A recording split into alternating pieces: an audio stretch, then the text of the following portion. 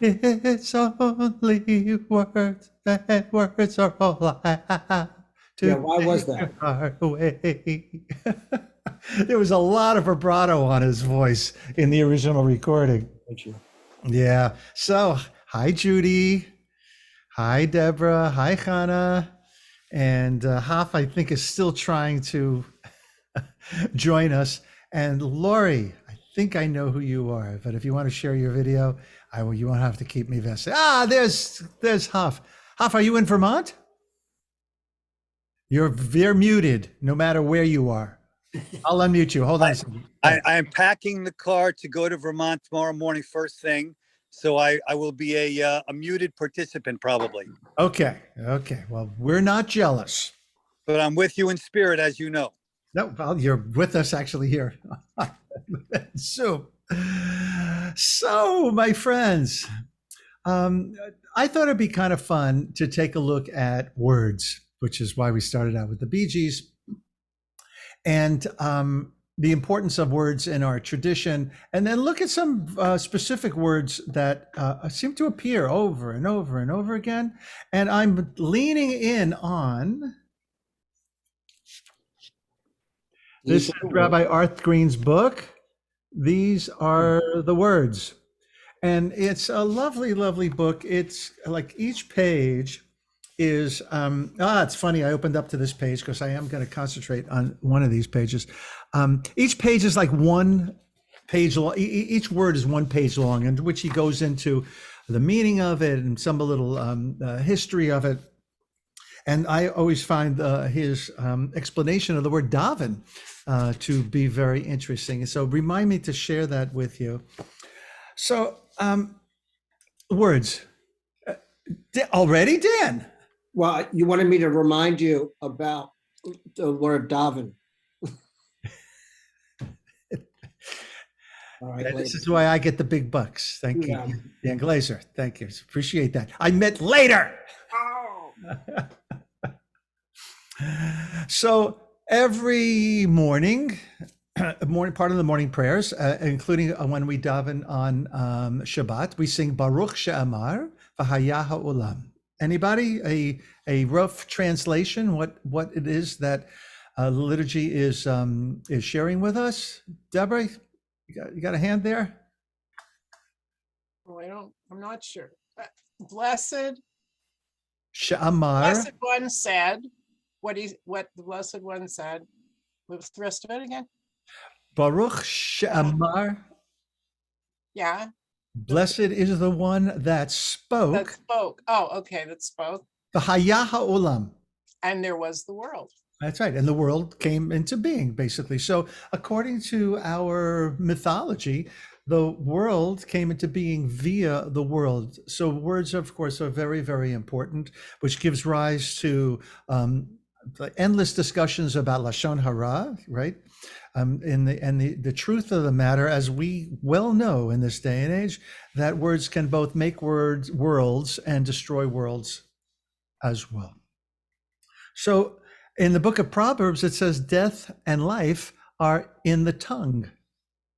So that also kind of parallels the creation of possible using words to create and possibly using words to destroy.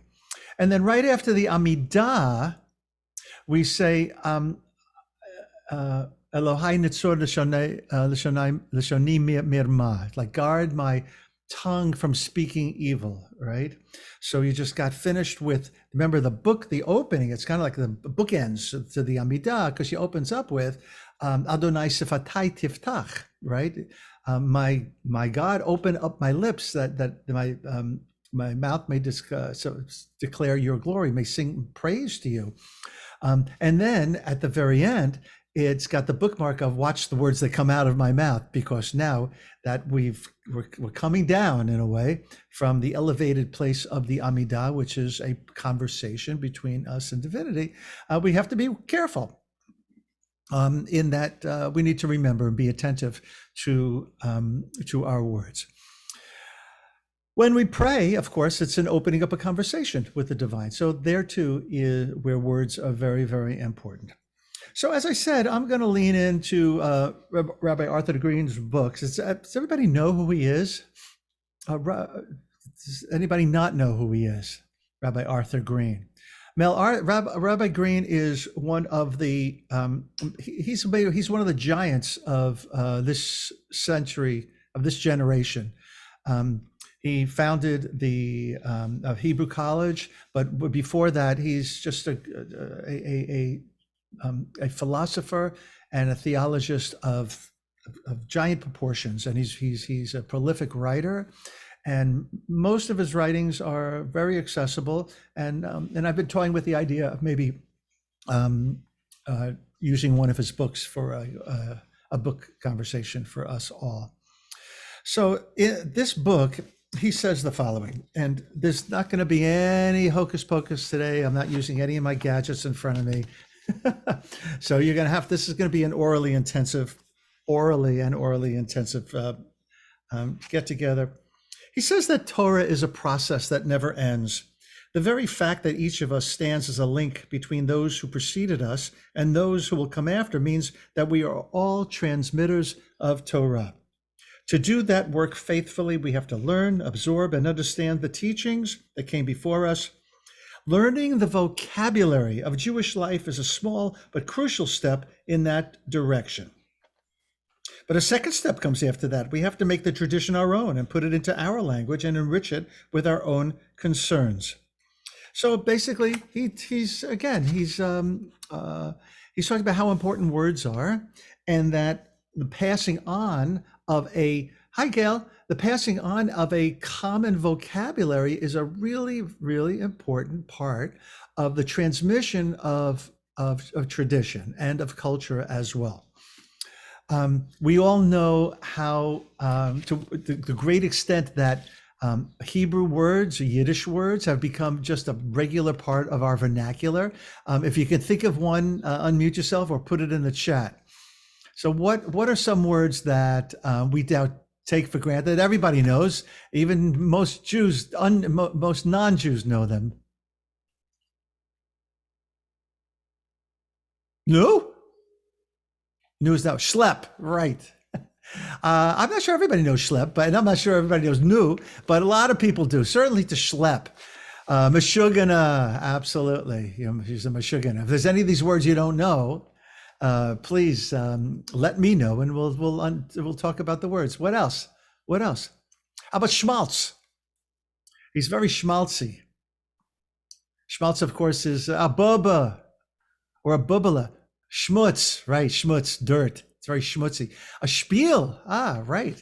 So a spiel is kind of like a send up of something every Saturday Night Live. It's a whole spiel. How about the word Megillah? Sometimes people say a ganze Megillah, right? It's like it's a big deal, right? It's a big deal.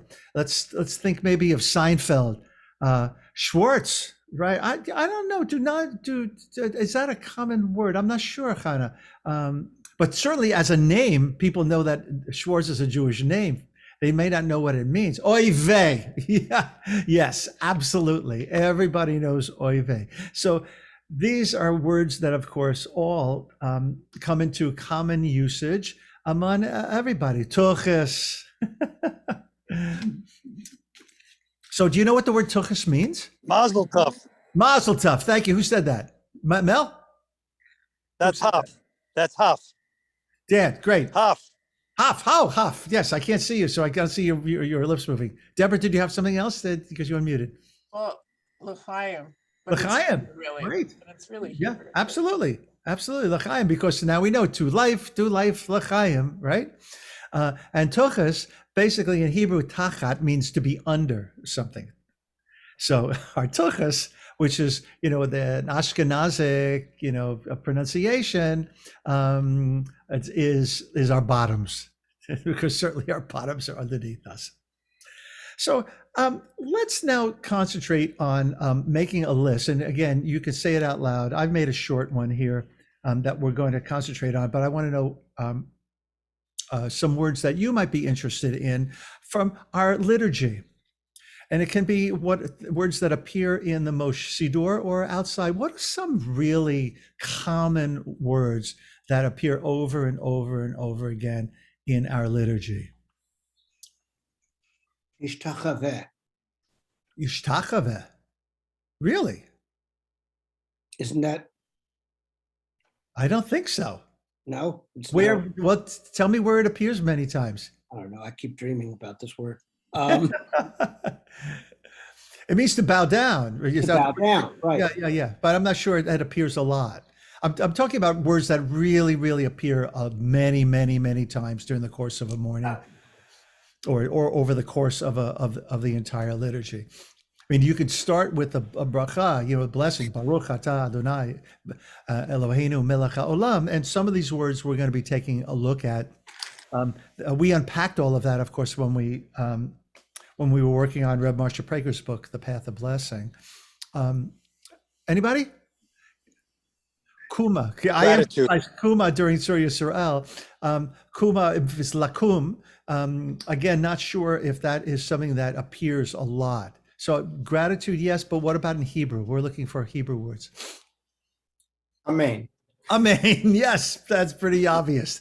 Thank you. Now, the word amen, let's talk for a second about its usage and about what it means. So how is amen used? Anybody? Means right on. So elaborate a little bit on that, Scott. Yeah, that's a good question. What's the best way to say it? It's basically saying let it be so. Yes, absolutely. Because it's related to truth and to trust and faith and all those words. All right. So, and Chanam, I see you put shalom in there. Terrific. Definitely shalom appears in many variations all throughout the Siddur. Amen is actually an acronym for El Melech Ne'eman. Oh yeah. El Melech Ne'eman, the true, the faithful, true king. You have the word Melech in there, which we're going to get to. El is one of the God's names, and Ne'eman is like Emunah. So, just like Scott said, when you say Amen, you're saying I'm with you, me too. It kind of like appears at the end of paragraphs, of course. And when you are not the one who is saying the words out loud, but rather representative. So if you have a chazan, for instance, who's serving as a shaliach tzibur, a shatz, a representative of someone who the community has sent, really basically is what it means, to represent us, that person might sing the entire paragraph at the end of a piece of liturgy, and we say amen. And by saying amen, it makes us what's called yotze. It's as if we said the words ourselves, right? Deborah. The unfortunate thing about the acronym Amen is that a lot of women think it is male oriented. That What, it's amen or El Melech, or the acronym? well, no, the Amen. They think it's like man rather than women. Oh, man. Really? I didn't know that. Are you for real? Are you joking? I'm not joking. Right. I'm in places and I've heard over and over in places. So, that, a man, and then they go, oh, and a woman. or that shouldn't say a man because it's about men. There's a misunderstanding about that. wow. Well, I'm not sure there's anybody in Moshe who was represented by that misunderstanding. I sure hope not. I haven't experienced that at all. Yeah, I'm really quite surprised. I didn't know that. But then again, I'm not a woman. I haven't experienced a lot of things that some women have. There's probably a lot of places you haven't gone that I went to. That's They're not specifically women-oriented places. It's just there are communities. So Mark, is this theory that it's an abbreviation or whatever you call that? yeah, an acronym. Is that somebody's like drosh, or is that actually No, not contested. at all. Not at all. If you look in like Art Scroll, I think you find that mentioned somewhere. And Yeah, if you Google, you know, El Melech Amen, you know, and El Melech Ne'eman, or God is the true, the faithful judge, I'm sure you'll find somebody has written, you know, a lot about it. yeah, but what my question is, yes, somebody said that, but is that true etymologically? You mean which came first, the chicken or the egg? So to speak. Yeah, I don't know. I don't know, and I suspect there's probably a conversation about it somewhere in the Gemara, but I don't know where. That's a good observation, Scott. I'd be interested to know what you come up with. Shalom. Let's jump to Hannah's. Your pointing out that shalom appears a lot. So let's take note of where, first of all, in our liturgy, shalom appears over and over and over again. Can I ask you back to amen for a Oh second? yes, go ahead, Dan. Sure. Relationship with that and emunah. Hmm. Is it's the same word, Absolutely. and so which means faith. Faith. Yeah. So amen is not just I agree, but it's I believe. Yeah. I have faith in that what I just heard. I can put my stamp of approval on it. Mhm. I have a kind of a funny way, funny to me, of my understanding of Amen, what it does energetically. I don't know if they have these anymore. You know, we used to drive in banks, used to have those pneumatic little things that you'd stick the money in, and then it would suck it up. You know? So that to me is Amen. Amen, like jet propels the prayer to like even a higher state of consciousness. You know, it kind of lifts it up. I kind of like that image. I don't know if I either came up with that or somebody else, but I kind of like it. Shalom, shalom, Hannah. So what does shalom mean? Hannah, you said it. Goodbye. Hello, say it again. Hello, peace, goodbye. Hello, peace and goodbye. Or for that famous Beatles song, you say shalom and I say shalom, shalom, shalom. Yes, it means all of those things. So shalom is also the shoresh, the root of the word shlemut. Shlemut means wholeness or everything contained within. So when something is shlemut, it's filled with it's filled with everything that is under discussion. Or that you should have shlemut, you should have peace, but a fullness of peace within you. The question of where does this word appear most often in our liturgy? Anybody? The Amidah. The Amidah, and the Amidah, especially in the Kaddishim, right? We're everywhere. So there's a Kaddish following. We don't do it, but there's a Kaddish. Kaddish serves as a bookends, right? It serves and sometimes there's no other end to it. There's just it serves as a demarcation, like a bookmark to a part of the service. And if we think that our service is oriented towards shalom, to shlemut, towards peace, basically what we're doing, because we have so many times when we say the Kaddish, that we are directing our prayers towards peace. Because what's at the end of every Kaddish? Oseh shalom b'mromav, etc. Right? For the one who brings peace to the heaven, bring peace to here on earth. And so this word shalom is very, very important. It also appears in other places. Sim shalom, right? Bring peace. Shalom Rav, which is a replacement for Sim Shalom in the evening. That's a great peace, right? Shalom Aleichem. Right. Friday night, we begin with welcoming the angels into our midst. So shalom is, yes, it appears in many, many different places. And I don't know that he talks, yes, 170. So let's see what Arthur Green has to say about shalom. And I'm going to be skimming really quickly. He actually has two. Wait a second. There it is. It's nice. Shalom is Judaism's highest aspiration for the world in which we live, and a value that is placed above all others. So that explains, I think, why we're always in the direction, we're always praying in the direction of shalom. The usual opposite of shalom in classical Hebrew is not war, is not milchama, but machloket, which means a quarrel or divisiveness. There's an expression of machloket l'shem shamayim, a argument for the sake of heaven, right? But why it's for the sake of heaven is because we're not asked to not argue. Arguing is an important thing, but what we're looking to do is to come to some kind of understanding how all of this fits together into a greater puzzle, so that the arguments we have, they are always with respect, respectful of each other's orientation towards the subject matter.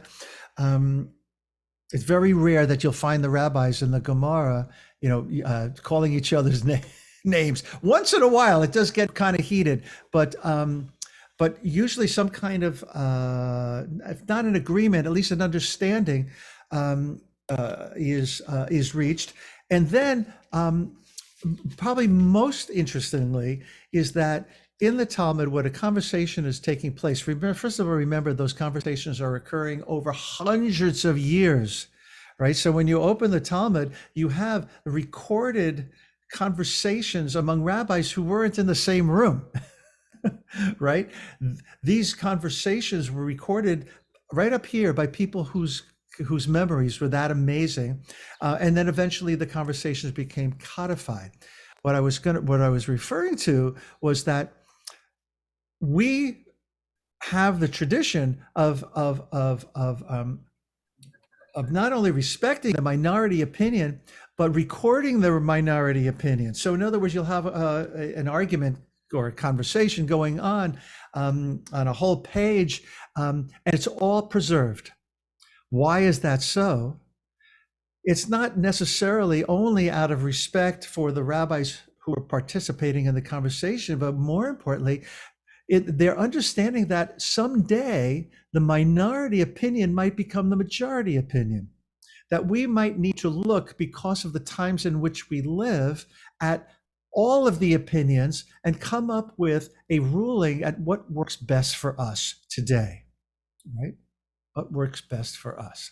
Has that actually ever happened, that we had switched from Hillel to Shammai's ruling?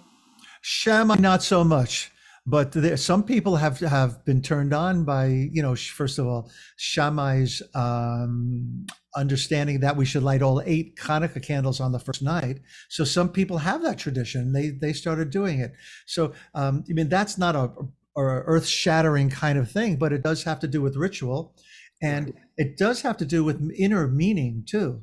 So he saw an inner meaning of going from the light to the darkness, right? Of decreasing the light. But Hillel saw that much differently, that you should never decrease the light. The light should always be increased.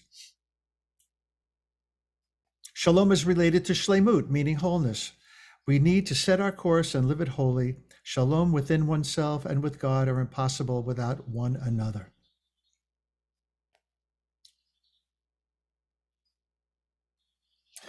So there's shalom. Judy Rakusin, she put in the word echad. What does it mean? One. One. And where do you know it from? Where various places the word echad? Shema, for sure. Adonai echad. That's the most common place that we use it. How about echad mi yodea? Right? Who knows one? At the end of the Seder, it's one of the song, right? The word yichud, the yichud shares the same root as the word echad.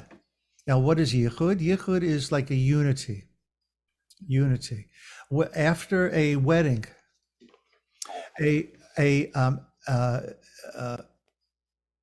traditionally the bride and the groom, and I'm using the traditional roles here, will go into what's called yichud.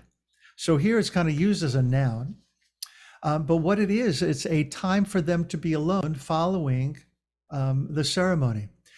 It's a time that some say that the wedding was consummated. I don't really know that that is the truth, because I think they waited till they got home and their new home. But yichud, to be at one with each other, that state that is shared by two people. And echad is the word one. I'm trying to think of other times where the word echad appears. Anybody come to mind? If not, let's look at Adon Olam. Let's look at Adon Olam and a couple of words from there. And actually, I want to share my screen with you, because I want to really encourage you all to make use of what is the most amazing modern day resource that there is. And I'm talking, of course, about Safaria. Sefaria. Absolutely. So it's spelled here, you see up here, Sefaria. And whether or not you read Hebrew or not, I'm gonna get rid of that. Whether or not you read Hebrew or not, everything is available. Well, not everything, but a great deal of that we would make use of is available in English translation. There's no transliteration, I'm sorry to say, but here you can find out what words mean. So, and also we can find the text for Adon Olam right here very, very easily. But I just want to show you what's available here, Sefaria.org, and the texts grow every day. There seem to be more and more texts that are available. It's just an outstanding library, and there's no cost whatsoever. So you see here the various things that are here. Tanakh. So what is Tanakh? That's a word that you should know, because Tanakh is an acronym. Anybody know what Tanakh, Taf, Nun, Kuf, is an acronym for? Dan or Hannah? Go ahead. Hannah? I know it's the Torah writings and prophets. Right. So exactly. So in Hebrew, Torah, Nevi'im, and Ketuvim. So let's see what's in here. I'm going to click on Tanakh, and here's the 5 book of Moses, right? So that's the Chamshei Torah: Genesis, Exodus, Leviticus, Numbers, and Deuteronomy. And right now we're in the book of Numbers. And lo and behold, if you look over here to the right, you'll have the weekly Torah portion. And this week is Parshat Korach. And you have the Haftarah. And if you click on that, which is what I do in order to pull up, so I can put the link in every of the emails, you'll come to Parshat Korach. Watch, it's like magic, and then you're there. So I'm going to go back here. We have Talmud and Mishnah, Midrash, Kabbalah, Halacha, meaning Jewish law, liturgy, Jewish thought, Tosefta, Chassidut, Musa. I mean, it just goes on and on and on. What's available here. Also, people have created teachings, and I'll show you what that is. Let me just log in for a second so I have access to everything. People create teachings. So let's just open up the Tanakh in the book of Genesis and chapter 1. So here's Bereshit, bara Elohim et hashamayim v'et haaretz. When God began to create heaven and earth, there's millions of ways of translating that too. And I behoove you to, if you're really a serious study of Torah, to have many different translations by your side. Watch this is the magic. You click on the first line. Look what happens.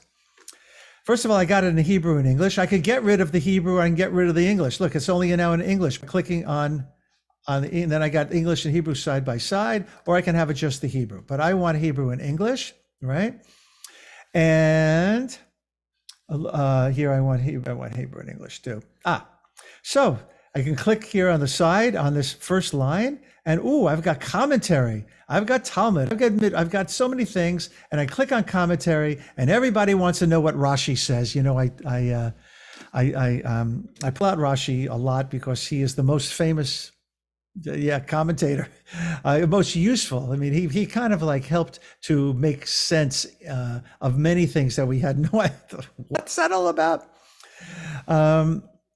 So he points out, and this is a very famous teaching, Bereshit, there's that first word, in the beginning. And then he's now going into a commentary. This is from the Talmud. The Torah, which is the law book of Israel, should have started with the verse, "This month shall be unto you the first of the months." In other words, the first commandment. And then he's going to go into what's the reason that it begins with the account of creation. And then he gives you the answer and the reasons for that. So it is the ultimate study guide, especially if you're studying with somebody else. Let's click on the word Bereshit. Look at that. Ooh, isn't that great? You click on the word Bereshit, and there you have dictionary. Ta-da! First, choice part. Usually the very first thing is what we're going to get, beginning, right? So you can go word by word here, bara, to create or shape or form. Elohim, name of God, right? Or a godlike one. Does it tell you the roots? Yeah, I believe that sometimes you do get the root. Let's see, Shemayim. Some do have the etymology. Let me see for a second. Like I didn't see it for Bereshit. I didn't see. It's a good question, Dan. I don't remember. I know for some there's a root. But here, I'm going to copy this word, Shemayim, right? And I'm going to go to a different website. I'm going to go to the website called, I can't get there because I can't move this. Yes, I can. I'm going to go to a website called Malingo. It's called morphix.co.il. It's out of Israel. I'm going to stick the word. Look at this. Hey, what happened? I don't want to do that. I want to stick that word, Bereshit. Stop that pop-up. I'm going to sip that word Bereshit or Shemayim right there. And I'm going to click go. Aha. You're going to get a lot of different possibilities for roots. Wait, that's Shemayim. Okay, it got messed up. Let's see. That's not right. Yeah, I'm going to just write it in. Try Bereshit because that has an obvious root. Okay. I'll go back to Bereshit. Well, actually bara. Let's use bara. That's be easier. Well, Sometimes it won't show up, but if you put it in here, bara. No, that's for some reason. Oh, it doesn't like me copying and pasting from Safari. But here, to create bara, and then it's going to give you the different verb forms, right? And a lot of different, in this case, only 3 to create, or a God creator is borei. So that's interesting that it doesn't have it. But here, listen. Create. Oh, I don't want that. I want to hear it in Hebrew. I know how to say it in English.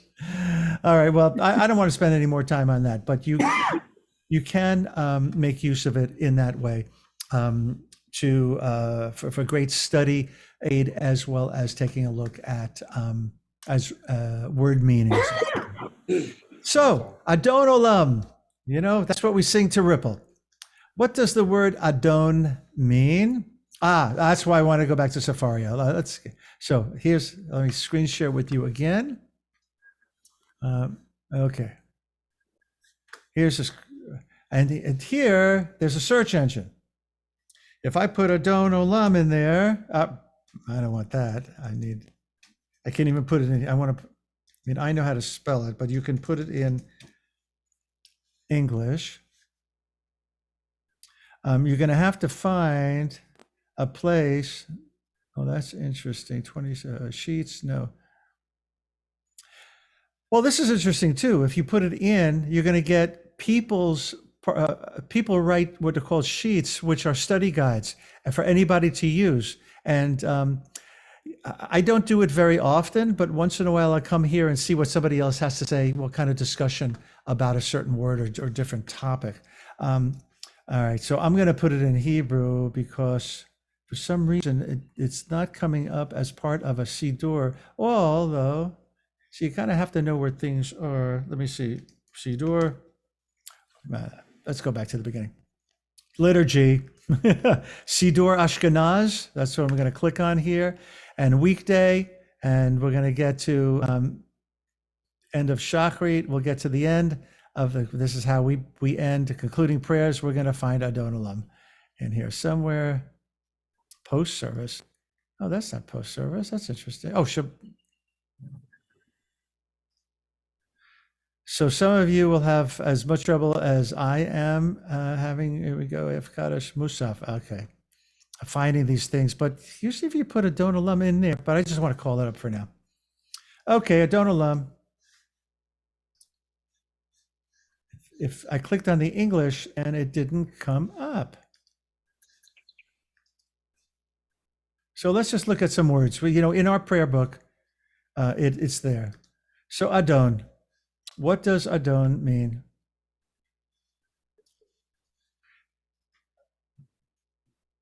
It could mean master. Mhm. It can mean Mr., Right?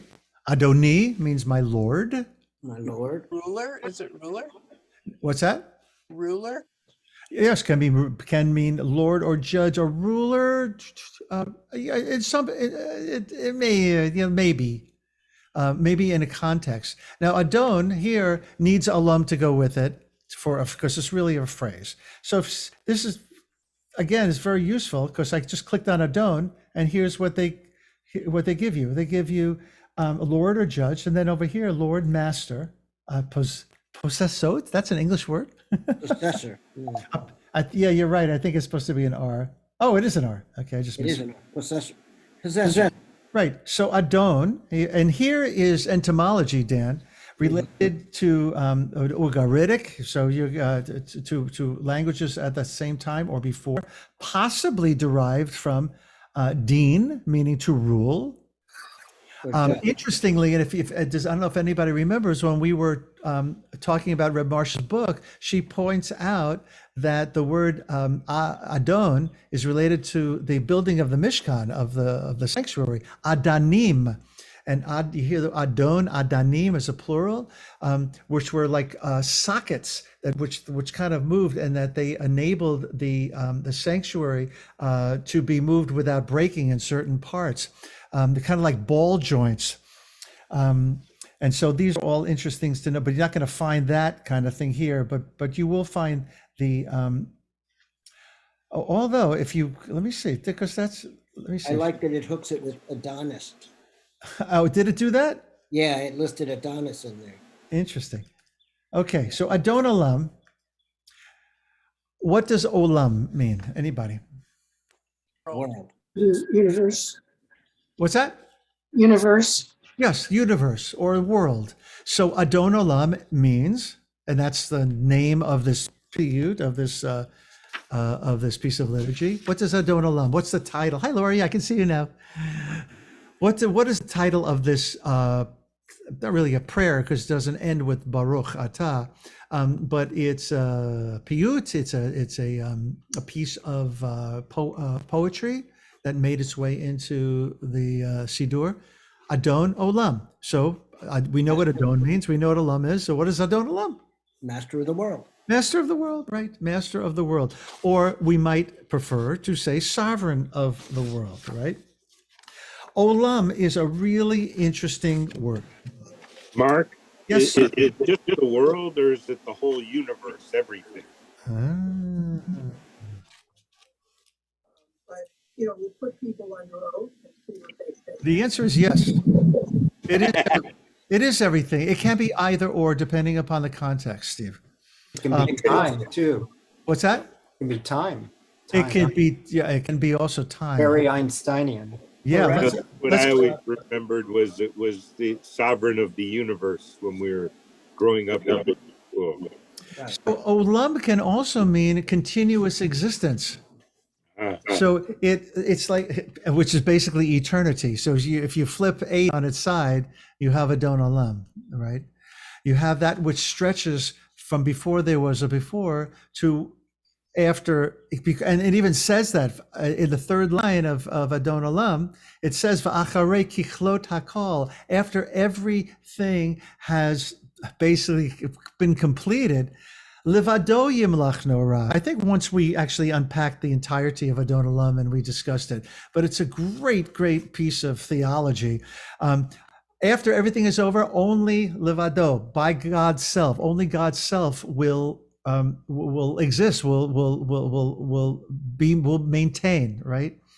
So let's go back to Art Green, because he answers your question, Stephen, in the first line. Usually translated as world, as or universe, has a complex meaning that slides across the space-time continuum, right? Somebody said that. Sometimes the meaning clearly seems to be spatial or geographical, right? In the blessing, Melech HaOlam, right, king or sovereign of the universe, right?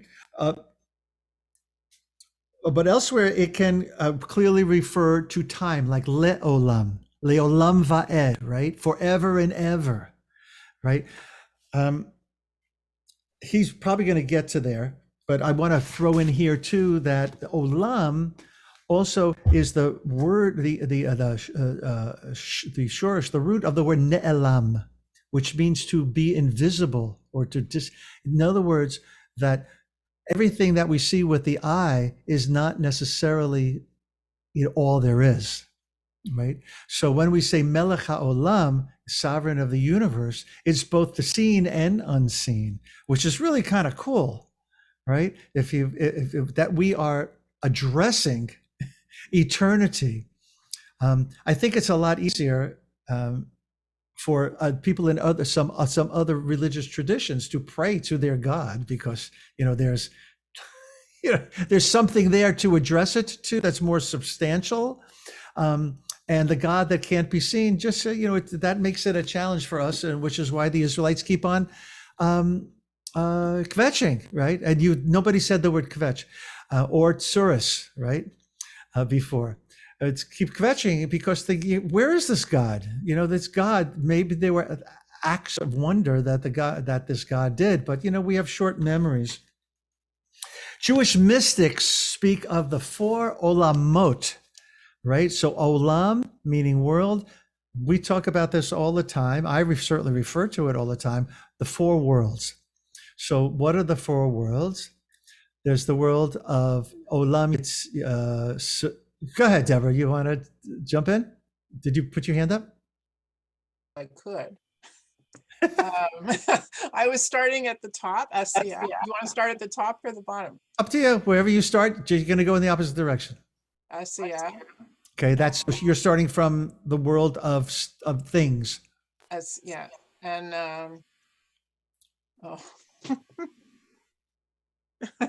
oh my God. Yetzirah. Then comes Yetzirah. Yetzirah, and then Bria. And then Bria. Atzilut. And then Atzilut. And Atzilut, that word Eitzel is interesting because Eitzel means nearness to. You never quite arrive at Yichud. Aha, see how I slipped in a word we've already covered? You never arrive at a full immersion, maybe for a moment of grace, into the Godhead, which is what the story of the four who went to Pardes, to heaven, is all about. It's really dangerous to do that because you might not be able to find your way back. But so we have four worlds, and these four worlds are not, they really are not hierarchical, but they're worlds that kind of like interweave in our experience one to the other, and that happens simultaneously, really.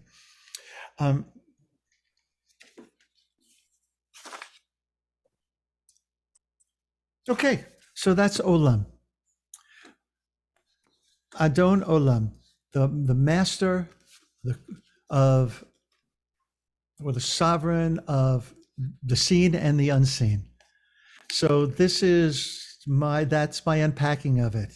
That's not a translation. So one of the magical things that I discovered all throughout my rabbinic training was it just never stops. The riches of this language never stops giving, because it invites us not only into a simple quote unquote understanding of the words, but into some really deep psychological, mystical understandings of how we relate to the world, of what's all around us, and how we can relate to each other. Remember that the words of Torah are all made up, obviously, of letters, and we are taught that it's the spaces, the whites, it's black fire and white fire, right? So it's between those spaces that's where we sit silently to hear whatever hidden messages there are that are waiting for us. In that regard, Mark, I would challenge you when you say it's not a translation, because all translation is interpretation. Absolutely. So I don't think that those are necessarily less valid than the usual ones we were taught. And I think sometimes the usual ones we were taught aren't that accurate to the Yeah, no, thank you, Scott. That's really important. I think I'll take it one step further. I think that many of the traditional ones we were taught are misleading, right? And also there's the notion of implications of English words that we don't really think of. Right. It's mostly our native language, I think. Here. That's right. That's right. Yeah. Once we start translating, we're already one step removed from from the original intention of it. Yeah. Thank you, Scott. That I appreciate that. Ahava Rabbah, ahava. Let's take the word ahava. So Judith loves, I don't know if you know, sometimes we'll go, ahava, shiviti, hava, ahava, right? And I don't know, you don't know, but Judith lives in Boulder, Colorado, and next week we'll be doing Moshe from her house. And she loves when we do that piece, but she just got to get up really early and make sure that she's presentable, because that happens early in the service. And we sing ahava, ahava, ahava, right? So the word ahava appears a lot, right? So the song that we sing by Rami Shapiro that Rabbi Shir Yaakov put music to, right? Love. Right, never-ending love, unending love. That's the word ahava in Hebrew. Ahava rabbah is the prayer, the paragraph that precedes the Shema. So some look at the Shema as a love sandwich, because what the paragraph that's before it starts with ahava rabbah, or in the evening ahavat olam. Ooh, ahavat. Unending love. See, unending forever. Love. There you go. So there you go. So you start to put these words together, the words that repeat over and over, and you just have all of a sudden a portal, an entree into the prayer that you didn't have before. And then, so we have ahava rabbah, and sometimes we'll sing that setting by Chana Teferet. Hava, ahava rabbah, right? Hava rabbah avtana, with a great love you have loved us.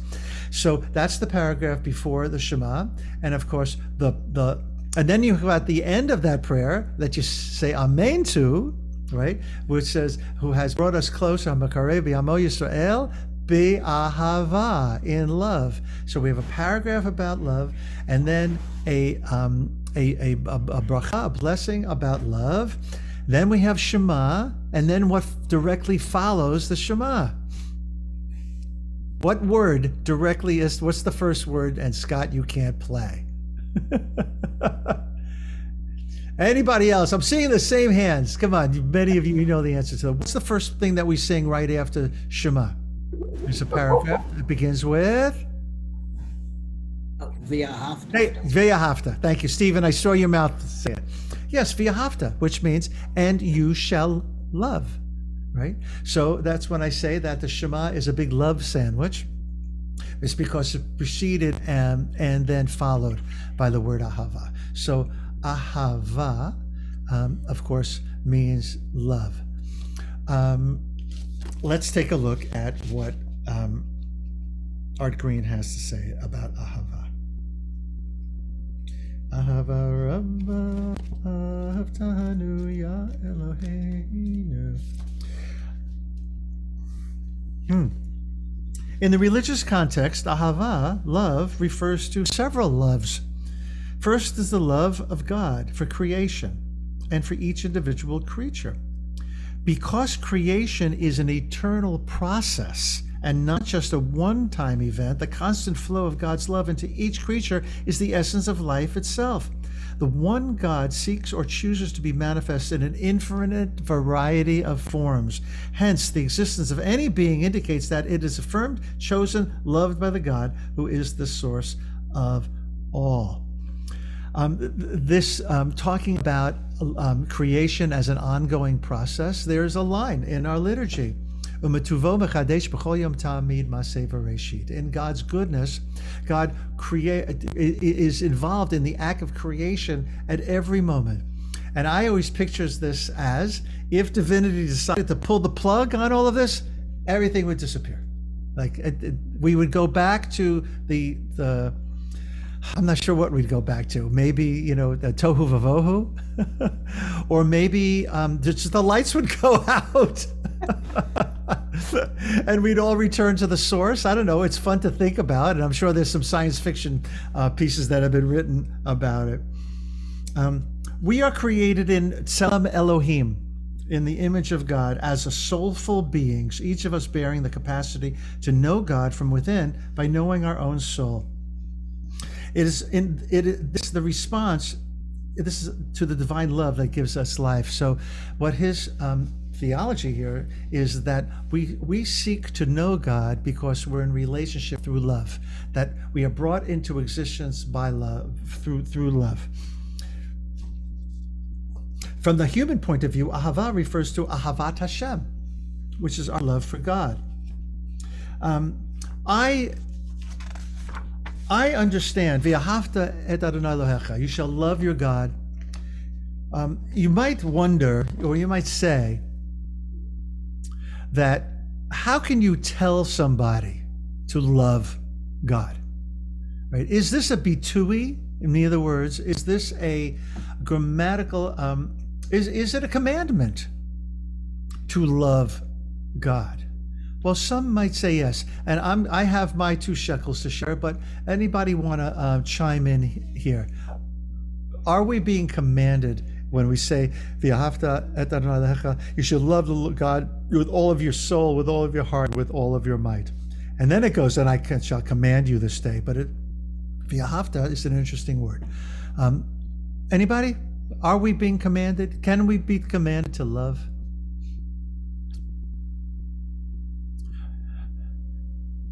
Deborah, you say no. I mean, I always say you can't legislate. You can't legislate feelings and emotions. Right? You can do things so that you learn to love. So, and after that, certainly the words of the v'ahavta set in motion what we're supposed to be doing, and it's certainly the 3rd paragraph as well. And if you do this, then things will go well. If you don't do that, if you do that, things won't go so well. So it kind of lifts up the yin and yang of how life tries to stay in the balance. And remember that love I see you, Dan. In the Sfirot, love is Tiferet. It's right in the middle. It's the mediating energy between Chesed, loving kindness, and Gevurah, which is a placing of boundaries around things, right? Of being real strict. And so love is the mediating factor between going too far overboard. By, if you're only loving, then you're giving yourself away all of the time. And we know people like that, and then they have nothing left for themselves.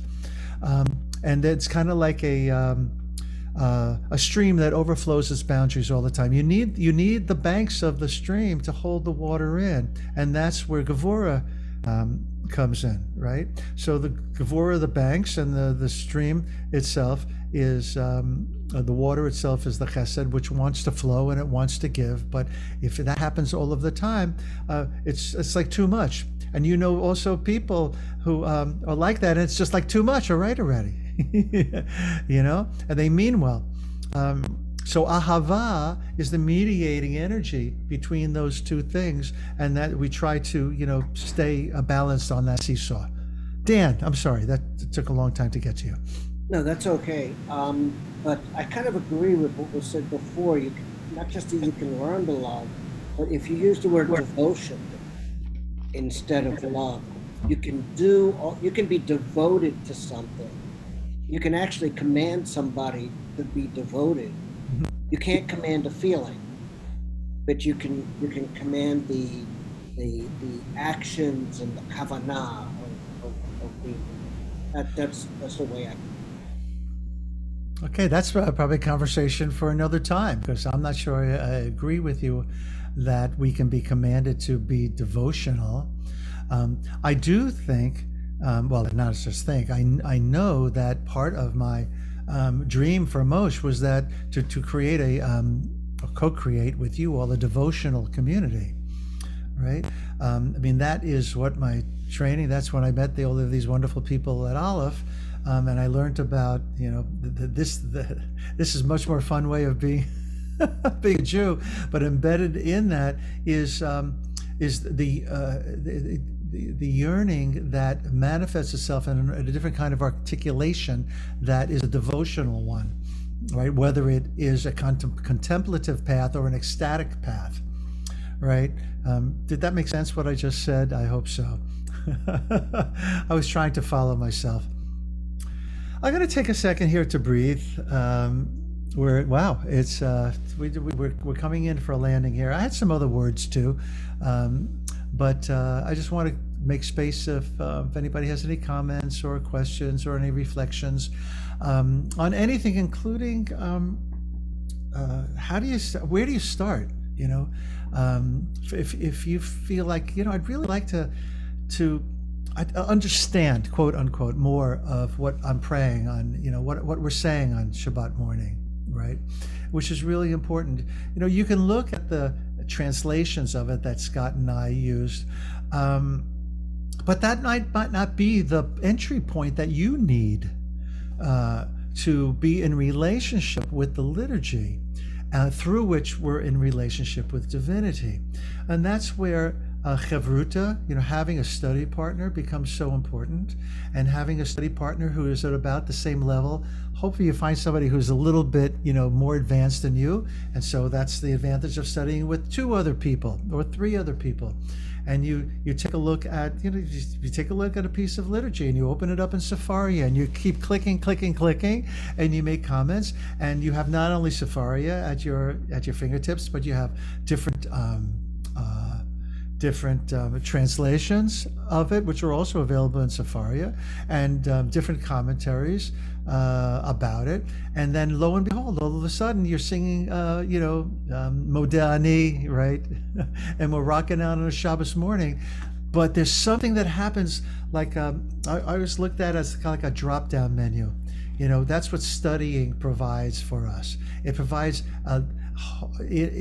hopefully, in time, an unlimited drop-down menu of links that when you're, you know, singing something, for instance, or reading something in the Amidah, you know, in the standing prayer, you know, that link opens, right? And that you go, wow. And kind of like, you know, I love sports metaphors. You know, when Michael Jordan and any great sports person talks about how the game slows down for them, right? That happens too when we pray, I think, right? Even if you're praying very quickly, everything slows down because you're able to be very present in what you're bringing to the prayer from what you studied about it and what you learned from it. And then too, you can meditate on that. You know, this is a practice. Sometimes in the morning I will study something and then I'll meditate on it, and that's the way that I look to integrate that into my learning and to my, you know, basket. Deborah. Well, also I find the more I understand what I'm saying, the more it comes back to me at appropriate times. So this morning I woke up with you singing Adonai Oz Le'amo Yitain. Uh-huh. And it was the O's that I needed because of what came next. And it was just, it happens all the time. Yeah. So it's amazing to know and understand what all this Hebrew is that I've been saying for 30 years. So here's a challenge for everybody. Pick one thing from the, our prayer book and study it. You open up Sepharia. If you have trouble finding it in Sepharia, let me know. I can help you with that. You can also, Rabbi Google also can be of great help. I bet if I'm gonna do it right now just for fun. I'm gonna open up I'm gonna put in Adon Olam. Let's see. Of course, Wikipedia has something to say about it. The Jewish Virtual Library, Jewish Prayers, Adon Olam. There is a YouTube. You can find countless musical settings for it if you go to videos. My Jewish Learning.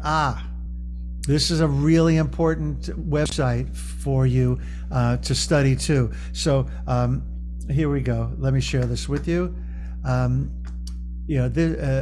My Jewish Learnings is a wonderful website. There's Adon Olam, a short hymn that summarizes the Jewish understanding of God. So when I said before that it's a deep dive into theology, and here we go. So I was right. Adon Olam is a short piyut or liturgical poem, and then it tells you when it's done, and then I'm sure it's probably going to get into. It references some of the most famous lines in Psalm 23. So this is great. You find something like this, and then in here you're going to have links that'll take you to other places. And so you have the text in front of you in Hebrew, in transliteration, and in English, right? You just open up our prayer book. You'll have all three of those things. You go to this, and then you click on stuff. You say, oh wow, that's where they got it from. Because remember that Adon Olam was probably influenced, as they were going to say here, by Psalm 23, right? Which begins, Adonai Roi v'lo aksar, the Lord God is my shepherd, I lack nothing, right? Or some people, I shall fear nothing, right? And the Psalms were what were used traditionally in the temple by the Levites, right? That was kind of like the prayer book.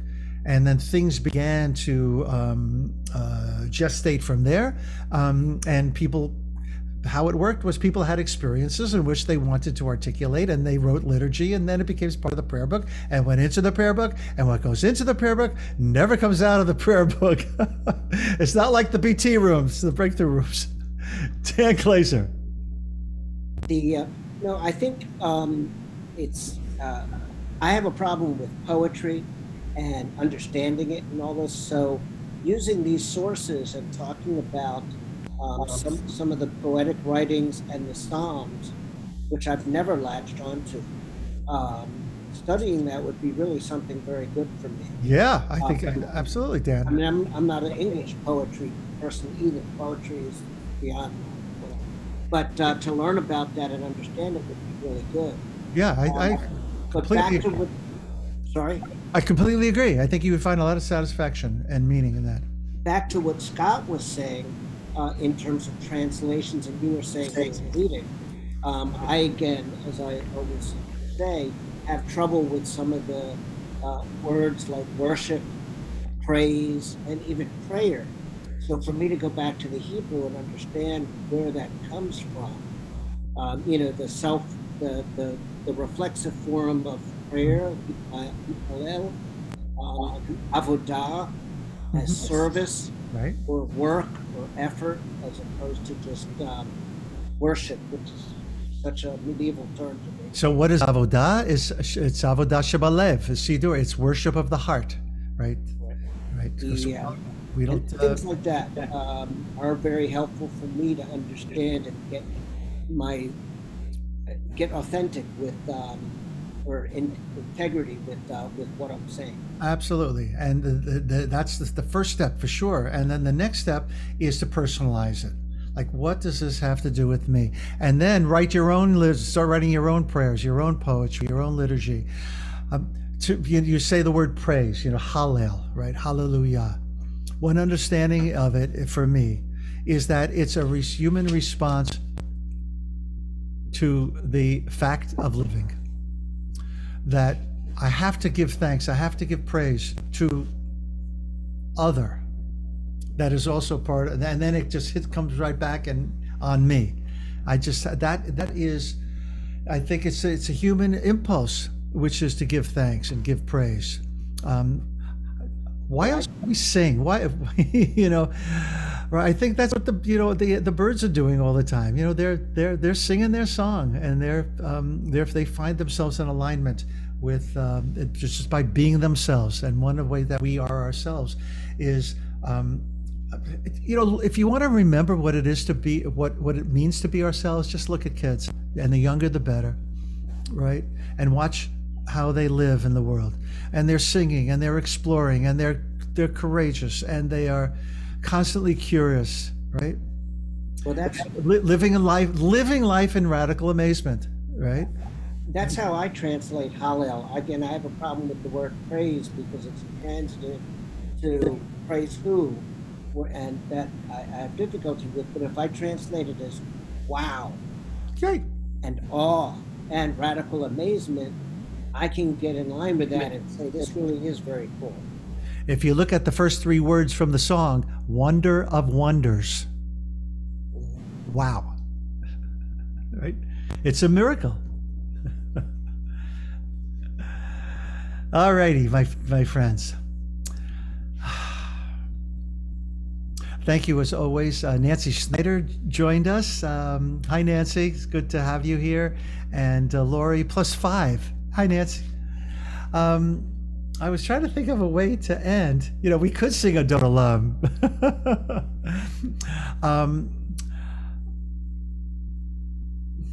Anybody have anything that you'd like to end with? Or else, I'm going to end with something that I'm probably going to end with. Oh yeah, this Shabbos. I'll give you a sneak preview. Alrighty. Let's pull up. I gotta pull up. Ripple, period. Not a Dodolam ripple, but just ripple. Oh, that's a nice idea. I'd have to pull up the lyrics for that so you can all see it. Okay, you like that? Okay. Fits with my experience last weekend seeing Dead and Company because they did not play it. Okay. I need to pull up I don't want everybody looking at my YouTube choices. So let's open Ripple. Here we go. Ripple. What's coming up here? Ripple is a restaurant. Doesn't exist anymore. Pages document. Did you ever go there, Scott? That's the second page. See, I even have Cleo ready to go. Oh, that's really weird. I'm only coming up on my computer with the second page of it. Why do I not? Who is Reb David? Reb David? In the chat there. Nancy? In what? I don't know. I put that in there. I'm sorry I'm late. I'm mixed up about time zones. I just came back from Central Time, and now I'm on Pacific Time, and I thought this was starting. That's okay, because you'll be able to